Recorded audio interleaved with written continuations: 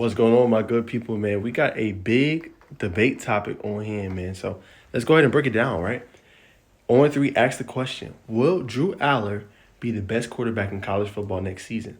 I want to hear your thoughts. Now, first off, he did have a really good season, okay?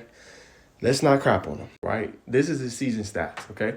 He threw for 24 touchdowns, 3,327 yards passing, 16th in QBR, 77.7 to 8 interceptions. Now, of course, his career, he's thrown 53 touchdowns to just 10 interceptions, right?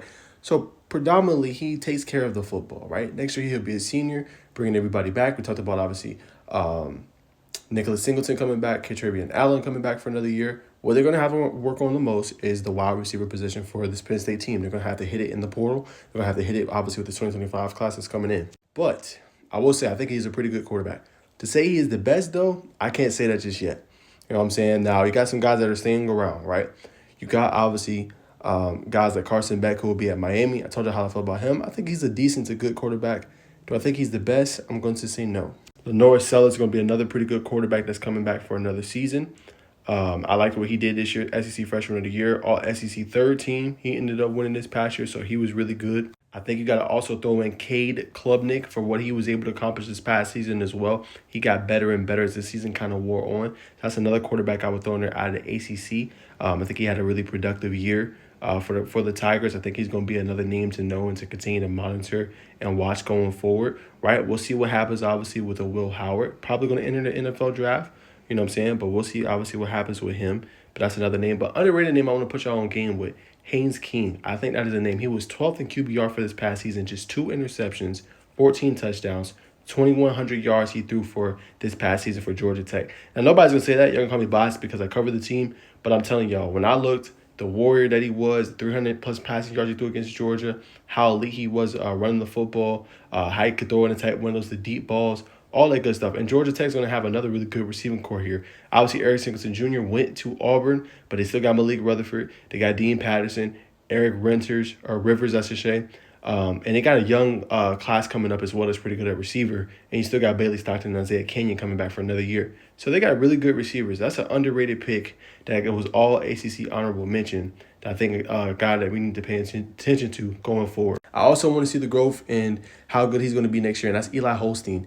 He struggled a little bit this year, obviously, with Pittsburgh. Kind of starting out, he was pretty good starting out. I remember they went like 7-0 at one point before he kind of struggled and things went up against him a little bit, and he hit kind of that freshman wall. But that's another name as well. But to start now, I mean, I guess you could say he is one of the best. I mean, Quinn Ewers, I don't think is going to return. He would obviously have to be in that conversation, but I think Arch Manning, that's the one I'm going to put at number 1 right now. I know you're going to call me crazy, like, oh, you got recency bias, oh, you're going to do that because of his name. But when he's in a game, you could tell that he galvanizes his troops together in order to play at a high-end level. You could tell, like, his football acumen is really good. He just looks poised to be a breakout quarterback this upcoming year, man. So that would be, like, kind of my number 1 pick as far as a guy I think that's going to end up having a phenomenal year.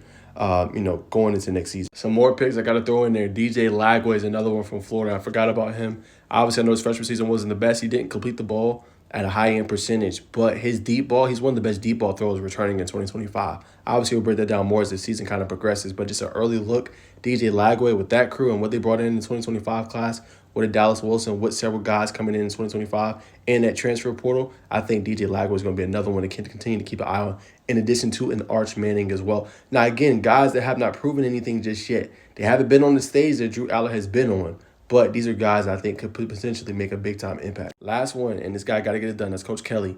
LSU, Garrett Nussmeier. I want to see him take advantage this year of being back another year and coming back, obviously, to the Tigers.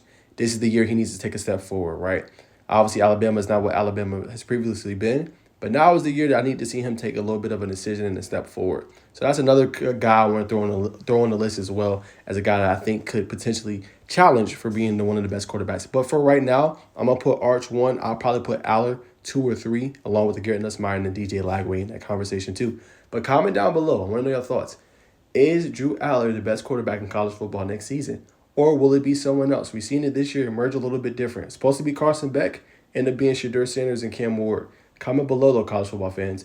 Who will be the best quarterback in the nation next year? Is it one of the guys I mentioned, or is it an underrated pick that's coming back as well? I did mention some underrated picks as well. Let me know in the comments.